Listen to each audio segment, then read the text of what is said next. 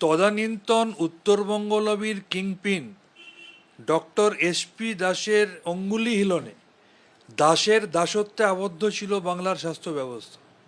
এবং আমি শুধু সরব হয়েছিলাম নয়, আরজি করে রোগী কল্যাণ সমিতির চেয়ারম্যান হিসেবে দ্বিতীয়বার নিযুক্ত হয়ে কাজ করতে গিয়ে যখন আমি সন্দীপ ঘোষ এবং আমার আগের চেয়ারম্যান সুদীপ্ত রায় এবং সেই সময়কার স্থানীয় বিধায়ক যিনি আমাদের এখানকার প্রাক্তন বিধায়ক ছিলেন তাদের যে দুর্নীতির নেক্সাস, যে পাহাড় প্রমাণ দুর্নীতি, আমি তার হুইসেল ব্লোয়ার ছিলাম।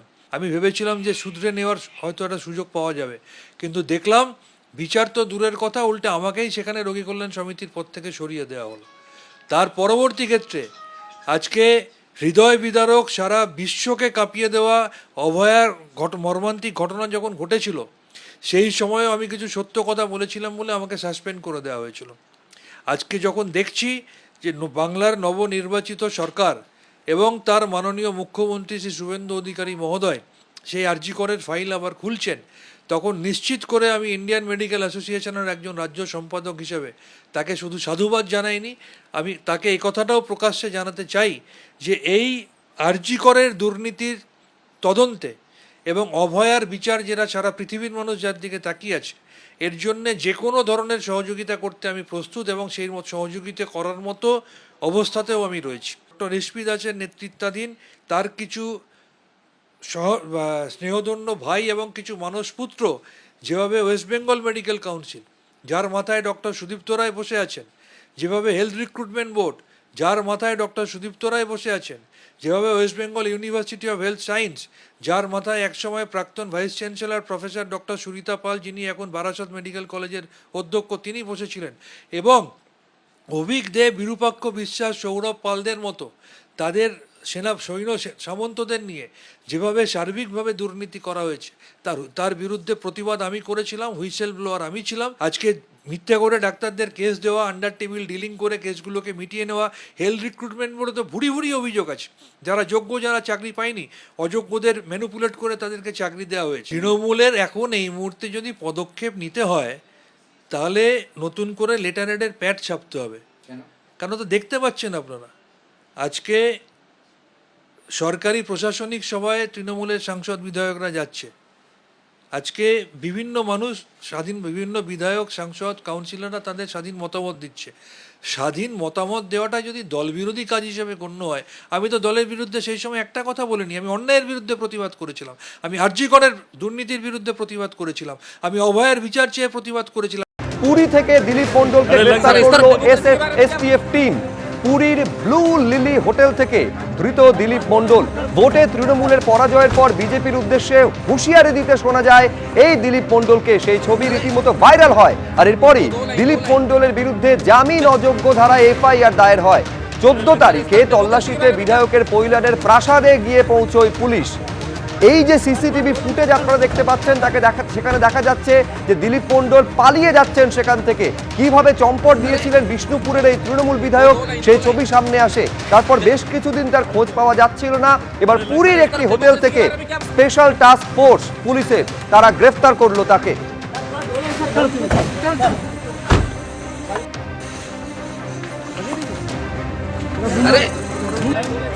दो लाइन सर, इस तरफ डेमोक्रेसी के बारे में क्या?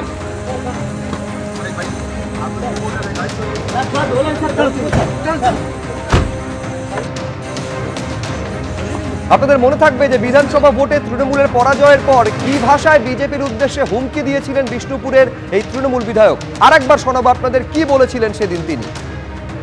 আমি যার দিকে তাকাই সে বেশিক্ষণ থাকতে পারে না। আজকের এই গেঞ্জি পড়েছি কেন? যতক্ষণ না এদের টাইট দেবো ততক্ষণ এই প্যান্ট পরে যখন ফিল্ডে নামবো এইভাবেই আসবো। কত শক্তি আছে রে, কত রসদ আছে, কত ফান্ড আছে। তোদের যে মুখ্যমন্ত্রী হয়েছেন তাকে জিজ্ঞেস করে দেখবি দিলীপ মণ্ডলকে। ওদের আর একজন নেতা অর্জুন সিং, তাকে জিজ্ঞেস করে দেখবি দিলীপ মণ্ডলকে। ওদের তাপস রায়, তাকে জিজ্ঞেস করে দেখবি দিলীপ মণ্ডলকে। তৃণমূল নেতার পাট ক্ষেত খুঁড়তেই বস্তা বস্তা টাকা উদ্ধার হয়েছে। দেখছেন সেই ছবি, মাটি খুঁড়তে বেরিয়ে এলো টাকা ভর্তি বস্তা, ট্রলি ব্যাগ। বাদুড়িয়ায় তৃণমূলের পুরপ্রধানের চাষের জমিতে টাকার পাহাড় উদ্ধার হলো। এখন এই টাকার অঙ্ক কত সেটা গোনার কাজ চলছে। 5 বস্তা ভর্তি টাকা উদ্ধার হয়েছে পাট ক্ষেতের নিচ থেকে। উদ্ধার হয়েছে একটি ট্রলি ব্যাগও। বস্তায় তৃণমূল নেতার টাকার পরিমাণটা কত সেটা খোঁজার জন্য কিছুক্ষণ আগে টাকা গোনার যন্ত্র আনা হয়েছে এবং টাকা গোনার কাজ শুরু হয়েছে।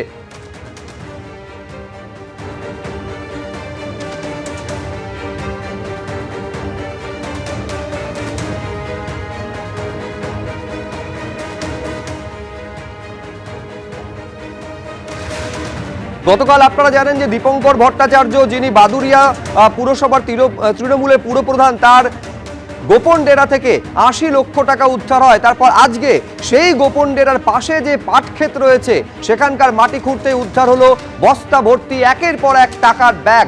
আরো বিস্তারিত আমরা জানবো, সরাসরি সমীরণ পাল আমাদের প্রতিনিধি রয়েছেন। সমীরণ।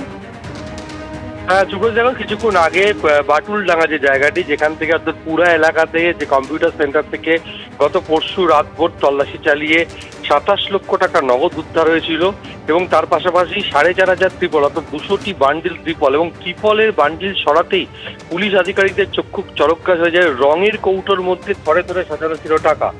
3টি টাকা গোনার মেশিন নিয়ে আসা এবং দেখা যায় যে 80 লক্ষ টাকা সেখানে মজুত রয়েছে এবং তখনই এলাকার বাসিন্দারা সরব হয়েছেন যে প্রচুর টাকা দীপঙ্কর ভট্টাচার্যের কাছে রয়েছে, এই টাকা উদ্ধারের দাবি জানায়। এই মতো আজকে দুপুরবেলা বাটুলডাঙ্গা এলাকায় একটি পাট খেতে তল্লাশি শুরু করে বাদুড়িয়া থানার পুলিশ।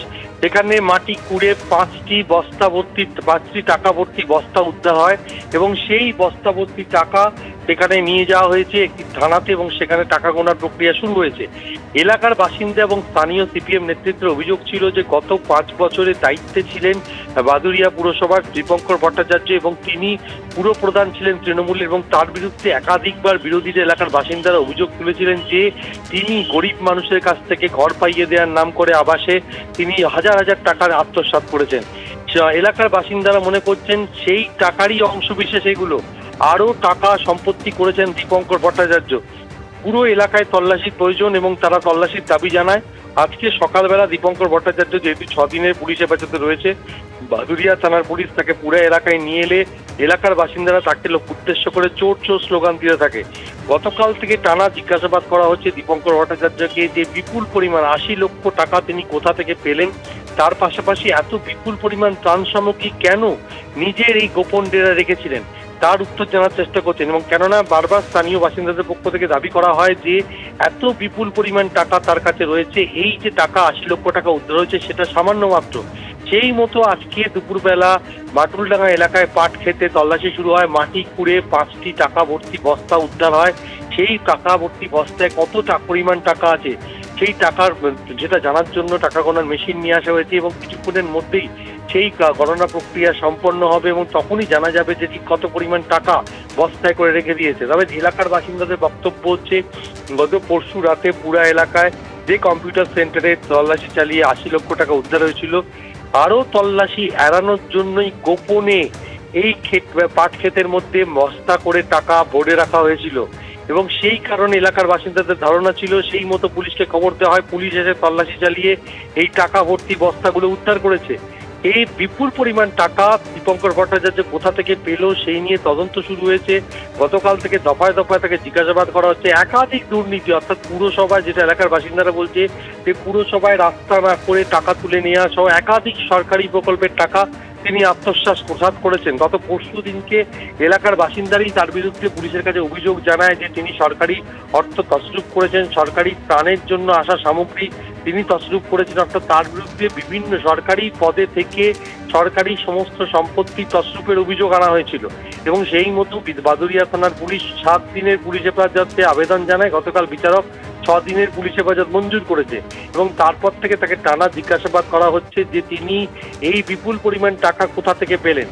গতকাল 80 লক্ষ টাকা উদ্ধার হয়েছে, আজকে টাকা ভর্তি 5টি বস্তা উদ্ধার হয়েছে। সেই পরিমাণ আরো বাড়বে বলে মনে করা হচ্ছে। এলাকার বাসিন্দারা আজকে সরব হয়েছেন, তারা বলছেন যে দীপঙ্কর ভট্টাচার্যের তার আরো টাকা মজুদ রয়েছে, আরো সম্পত্তি রয়েছে। বাদুড়িয়া এলাকায় তিনি প্রচুর জমি কিনেছেন, তার পাশাপাশি কলকাতায় তার একাধিক ফ্ল্যাট রয়েছে।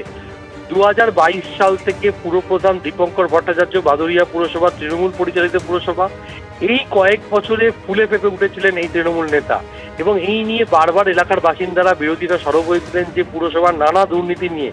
কিন্তু যখন রাজ্যের শাসক দল তৃণমূল ছিল, তার ফলে তার টিকি পর্যন্ত কেউ ছুঁতে পারেন এলাকার বাসিন্দাদের অভিযোগ।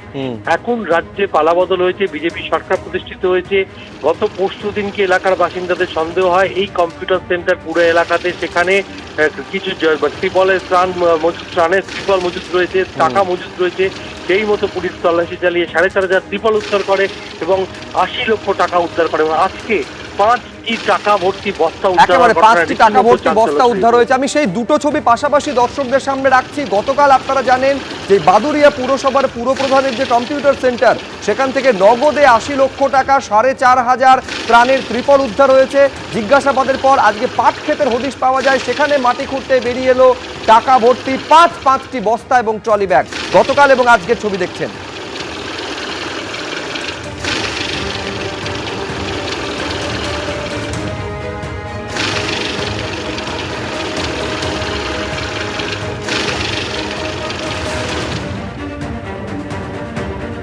এখন সরাসরি অভিযোগ উঠতে শুরু করেছে যে বিপুল পরিমাণে টাকা যা লুকিয়ে রেখেছিলেন এই তৃণমূলের পুরপ্রধান। আবাস যোজনায় বাড়ি পাইয়ে দেওয়ার নাম করে টাকা শুধু নয়, একাধিক সরকারি প্রকল্পের টাকা তিনি আত্মসাৎ করেছেন বলে অভিযোগ করছেন স্থানীয়রা। আর এই খবর সামনে আসার পর কেন্দ্রীয় তদন্তকারী সংস্থা এনফোর্সমেন্ট ডিরেক্টরেট, তাদের তরফেও তৎপরতা শুরু হয়েছে বলে জানা যাচ্ছে। এই খবর আরো বিস্তারিতভাবে জানাবেন আমাদের প্রতিনিধি আবির দত্ত। আবির, একেবারে এনফোর্সমেন্ট ডিরেক্টরেটের তরফ থেকে কিন্তু এই তথ্য তাদের কাছে গিয়ে পৌঁছেছে এবং তাদের তরফ থেকে বিষয়টা নিয়ে খোঁজ করা শুরু করা হয়েছে।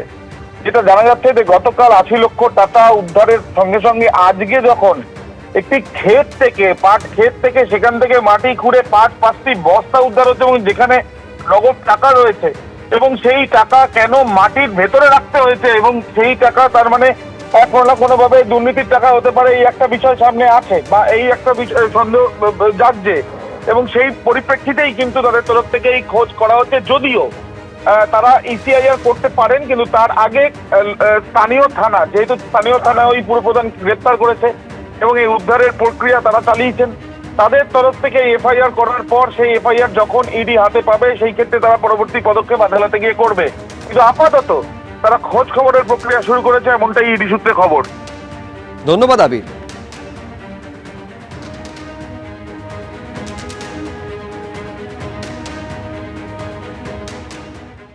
এবিপি আনন্দ, এগিয়ে থাকে, এগিয়ে রাখে।